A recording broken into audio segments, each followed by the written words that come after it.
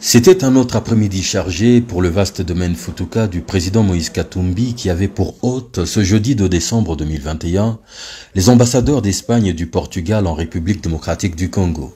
Leurs excellences Carlos Robles et Antonio Pereira ont démarré leur visite sous le guide du propriétaire des lieux par le laboratoire de fécondation in vitro d'Alvin pour notamment la production des poissons-chats aux côtés d'autres espèces comme les tilapias.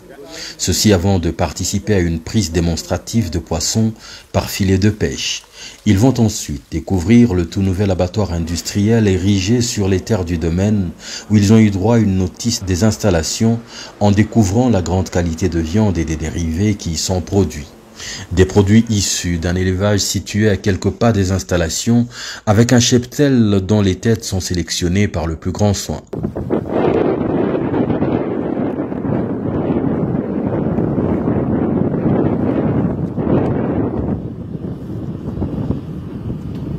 Parce que Futuka, c'est surtout un des plus grands champs de maïs en Afrique, les hôtes du président Katumbi ont eu droit à une séance de semences en plein déroulement à l'aide d'une technologie de pointe. Pas moins de 400 hectares de terre sont quotidiennement cultivés ici.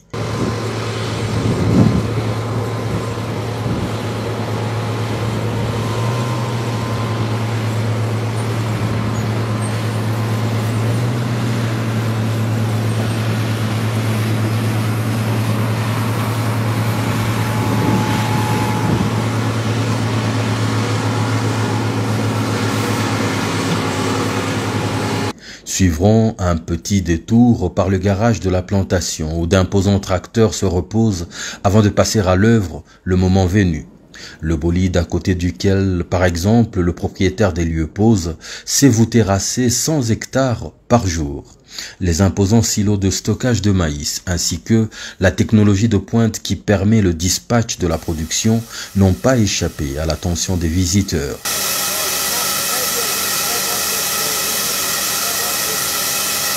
Parce que Futuka est un tout, les ambassadeurs se sont plongés dans le ventre du parc animalier qui est logé pour découvrir quelques merveilles de la nature protégées ici. La visite s'étendra par la suite à la Katumbi Football Academy, sa chapelle, les nouveaux appartements d'entraîneurs, les salles de classe, le potager d'élèves footballeurs, surpris eux-mêmes en pleine séance, la salle de musculation, la salle de briefing avec projection vidéo, le réfectoire, les dortoirs ont été attentivement scrutés par les visiteurs qui mettront un terme à leur après-midi par la minoterie Machamba où le maïs en provenance de la ferme subit sa transformation finale.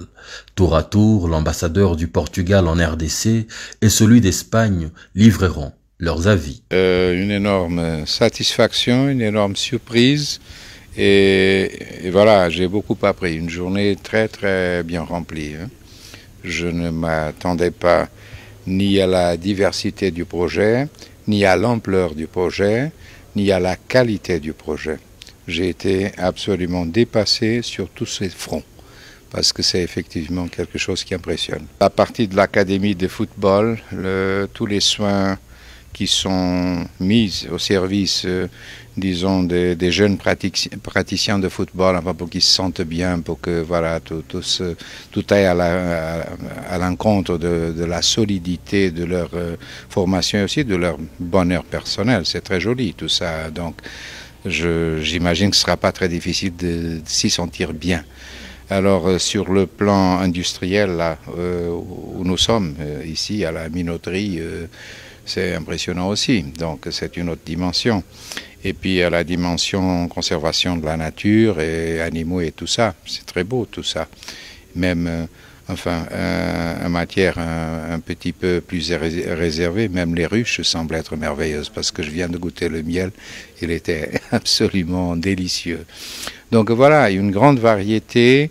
Et puis bien sûr il y a le maïs, il y a la partie des silos, il y a la partie de l'agro-industrie sur une échelle sérieuse qui m'a évidemment énormément impressionné. Et j'aurais souhaité que ce paysage que l'on voit ici soit le paysage typique dans plusieurs régions de la RDC à court terme, moyen terme, enfin.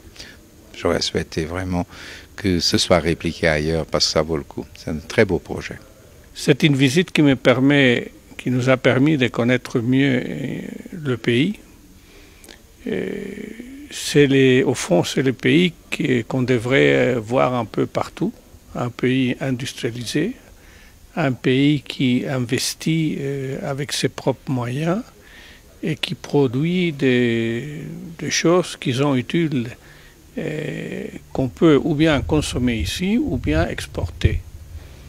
Et c'est ce que, quand on vient d'ailleurs, on se demande mais pourquoi ça n'existait pas dans d'autres régions.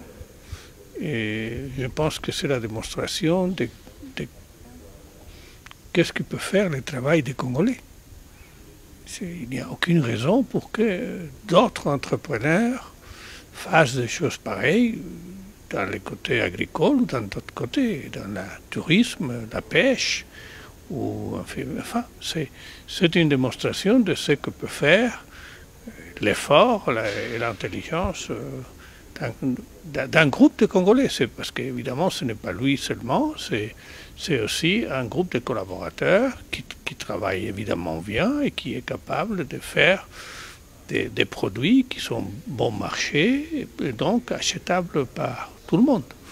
Je pense que ce qu'on a vu, c'est la démonstration, finalement, je me répète peut-être, de ce qu'on pourrait avoir dans le reste du pays.